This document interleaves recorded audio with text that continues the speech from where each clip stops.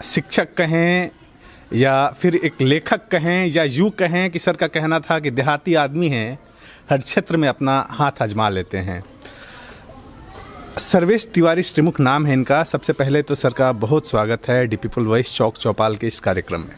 बहुत बहुत धन्यवाद सर, और आप लोगों का भी बहुत बहुत स्वागत, बहुत बहुत धन्यवाद। सर आज शिक्षक दिवस है और एक शिक्षक होने के नाते हम आपसे ये जानना चाहते हैं कि जो पहले का गुरु शिष्य का परंपरा था और वर्तमान में जो कन्वेंट का परंपरा है, डे बोर्डिंग का परंपरा है, क्या अंतर है इन दोनों में? अंतर तो है सर, अंतर है, चूँकि सभ्यताएं अपना स्वरूप बदलती हैं और हम कोई 1000 साल पुरानी सभ्यता से नहीं हैं। हम कितने पुराने हैं ये हमें भी पता नहीं है। हम 10,000 वर्ष पुराने हो सकते हैं, हम 20,000 वर्ष पुराने हो सकते हैं, और इस लंबे कालखंड में बहुत बदलाव हुआ है। इस लंबे कालखंड में हमारी परंपराएं बदली, हमारी मान्यताएं बदली, हजारों संप्रदाय आए, बने, बिगड़े।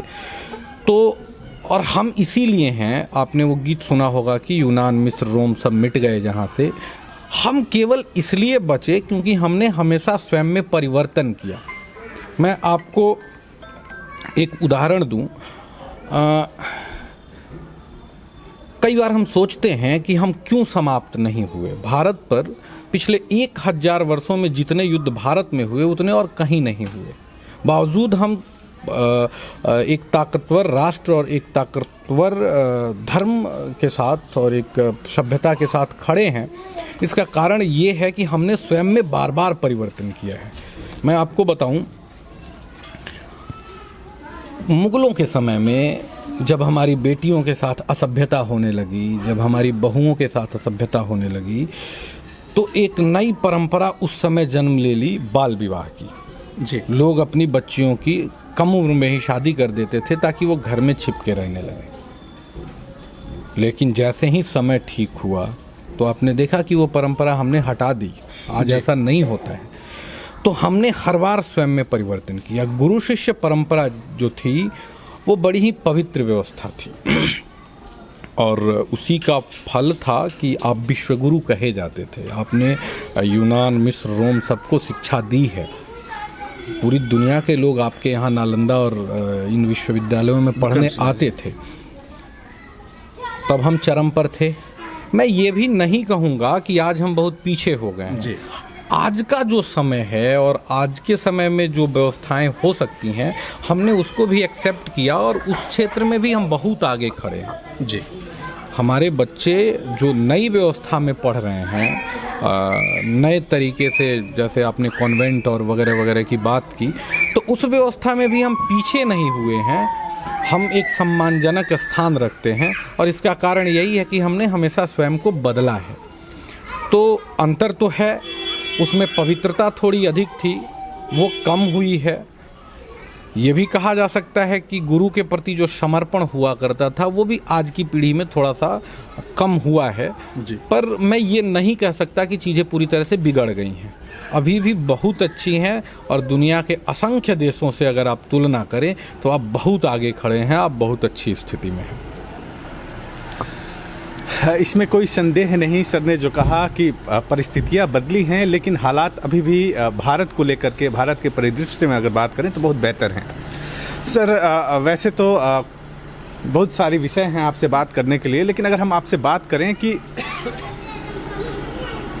अपने यहाँ जो सांस्कृतिक चीज़ें हैं, जो सांस्कृतिक विचारधारा है या जो संस्कृति में हम लोग का जो अटूट विश्वास था, या फिर भाषा को अगर हम कह लें, भोजपुरी को लेकर के अगर हम कह लें कि हमारी जो मुख्य भाषा भोजपुरी है, उसमें बहुत सारी विकृतियां आज के दिनों में हैं। तो क्या लगता है आपको, क्यों ये विकृतियां हैं और इससे कैसे हम लोग इसको सुलझा सकते हैं, समस्याओं को?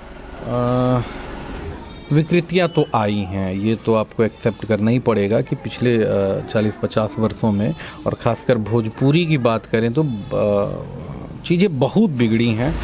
और बल्कि इतनी ज़्यादा बिगड़ी हैं कि कभी कभी तो दुख होता है कि हम कैसे ये में जी रहे हैं। पर जब आप इसको थोड़े से बड़े फलक पर देखेंगे और थोड़े और पीछे से जाकर जब देखेंगे तो आप पाएंगे कि किसी संस्कृति के लंबे इतिहास में ऐसे छोटे छोटे खंड आते हैं जहाँ चीज़ें बिगड़ी हुई दिखती हैं, जहाँ चीज़ें विकृत हुई दिखती हैं।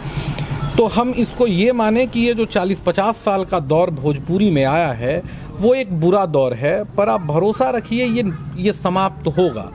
अगर खेसारी और ऐसे कुछ लोग हैं जो गंदे गीत गाते हैं तो आप को ये भी याद रखना होगा कि चंदन और संजोली और ऐसे भी नए लड़कियां और नए लड़के हैं जो अच्छा कर रहे हैं, और ये दौर बहुत लंबा नहीं चलेगा जी। क्योंकि हमारी धरती ने कबीर दिया है दुनिया को, हमारी धरती ने दुनिया को सभ्यता सिखाई है, तो इसको हमेशा के लिए असभ्य बना दिया जाए ऐसा संभव नहीं है। चीज़ें सुधरेंगी और बहुत जल्द सुधर जाएंगी, ऐसा मुझे लगता है। सर क्या लगता है आजकल जो परिस्थितियां हैं भोजपुरी को लेकर के या अपने लोकल लैंग्वेजेस को लेकर के, क्या इसमें आजकल की जो मूवी हैं, जो फिल्में हैं, क्या उसका भी हमारे समाज पे कोई असर है? फिल्मों का असर तो है सर, फिल्मों का असर है, और मैं व्यक्तिगत रूप से ये मानता हूँ, हो सकता है कि आप मुझसे सहमत ना हों, पर मैं ये मानता हूँ कि हमारे समाज में आज के दौर में बहुत सारी विकृतियाँ ऐसी हैं जो सिनेमा के कारण आई हैं जी। और बल्कि उसमें एक विशेष वर्ग का, कम्युनिस्टों का जो प्रभाव रहा शुरू से भारतीय सिनेमा में, वो एक प्लान्ड तरीके से उन्होंने काम किया चीज़ों को बिगाड़ने के लिए, और उसका फल हमारे यहाँ मतलब दिखता है। जो आपने अश्लीलता की बात की, आप अगर सिनेमा का इतिहास देखेंगे तो पिछले 40-50 वर्षों से लगातार प्रयास हुआ है समाज में अश्लीलता परोसने का। जी। एक छोटा सा उदाहरण मैं आपको दूं। आज से 4-5 साल पहले एक खबर मैंने देखी थी, बड़ी हाईलाइट हुई थी, कि एक 4 साल के लड़के को रेप के आरोप में गिरफ्तार किया गया था। उसने किसी छोटी बच्ची का रेप किया था, एक 4 साल के बच्चे ने। आप सोचिए, 4 साल का बच्चा रेप को समझा कहां से होगा, करने को तो छोड़िए, उसे ये चीज समझ में कहां से आई होगी कि यह भी एक काम है और जो किया जाता है केवल और केवल टीवी से, सिनेमा से। जी। तो सिनेमा ने चीज़ों को, समाज को बहुत बिगाड़ा है, और बचने के लिए वो कह लेते हैं कि जो समाज में होता है हम वो दिखाते हैं, ऐसा नहीं है। जी। सच ये है कि वो पहले दिखाते हैं और बाद में समाज सीखता है और बिगड़ता है। जी। हाँ, तो सिनेमा का प्रभाव बहुत ज़्यादा है हमारे समाज पर, और बहुत सारी गंदगी जो अभी पसरी हुई है उसका दोषी सिनेमा। मैं एक छोटी सी बात बताऊं आपको। 4 साल पहले सरोज खान, एक प्रसिद्ध कोरियोग्राफर थी सरोज खान, उन्होंने कहा कि क्या हो गया कि बॉलीवुड में दैहिक शोषण होता है तो बदले में तो काम भी देते हैं, पैसा भी देते हैं। जी। आप समझ रहे हैं कितनी घिनौनी बात है। जी। आप रेप को, आप दैहिक शोषण को एक तरह की मान्यता दिलवा रहे हैं कि अगर पैसा मिलता है तो ये बहुत बुरी चीज नहीं है। ये चीजें अगर समाज एक्सेप्ट करने लगे, जो कि वो प्रयास कर रहे हैं एक्सेप्ट कराने का, आप समझ रहे हैं चीजें कितनी बिगड़ जाएंगी। तो सिनेमा जो पिछले 50 साल से कम्युनिस्टों की मुट्ठी में बंद है, उसने भारत को बहुत चोट पहुंचाई है, भारत को सांस्कृतिक रूप से बहुत पीड़ा पहुंचाई है, बहुत चोट पहुंचाई है। कैसे इन परिस्थितियों में सुधार हो सकता है आने वाले दिनों में? जनता थूकेगी साहब। जनता को आप बहुत अधिक समय तक नशे में नहीं रख सकते। जी। चीन में जब अंग्रेजों ने और साम्राज्यवादियों ने जब पूरी चीन को अफीम का नशेड़ी बना दिया, तो नहीं लगता था कि इससे चीन बाहर निकल पाएगा, पर चीन निकला, और निकला तो इस मजबूती के साथ खड़ा हुआ कि आज पूरी दुनिया का सबसे प्रभावी देश है। जी। तो आप नशे में और आप गलत चीज़ों के ये में बहुत ज़्यादा दिनों तक किसी राष्ट्र को या किसी भी परंपरा को नहीं रख सकते। चीज़ें सुधरेंगी। आप देखेंगे पिछले 5-7 सालों से ही सिनेमा में जो असर पड़ा है और जो बदलाव आया है, शाहरुख खान जैसे स्टार की फिल्में लगातार फ्लॉप हो रही हैं और वो गिड़गिड़ाते फिर रहे हैं, और नई ऐसी कहानियाँ जो एजेंडा लेकर नहीं आई हैं, वैसी कहानियाँ चल रही हैं। आप देख रहे हैं कि अब भारतीय नायकों पर भी फिल्में बन रही हैं। बाहुबली के बाद तो खैर और भी ज़्यादा परिवर्तन आया है। तो चीज़ें बदल रही हैं और ये जो कम्युनिस्टों के तमाशे हैं, भारत एक 10,000 वर्ष पुरानी सभ्यता का नाम है जी। 2 4 10 20 धूर्त मिलके इसे बहुत अधिक समय तक प्रभावित नहीं कर सकते।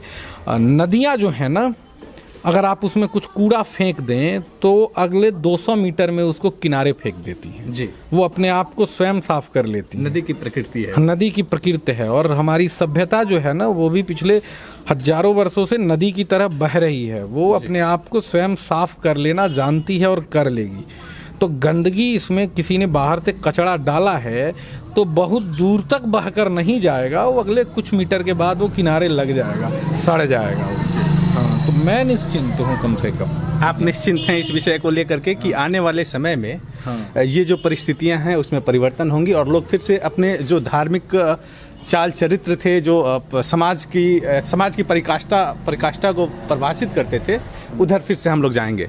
सर, अगर हम बात करें धर्म की ही, तो आजकल हम देखते हैं कि धर्म के नाम पर अतिवाद हो रहा है। मतलब हर बात में धर्म को घुसा देना, इसको कहाँ तक सही मानते हैं आप?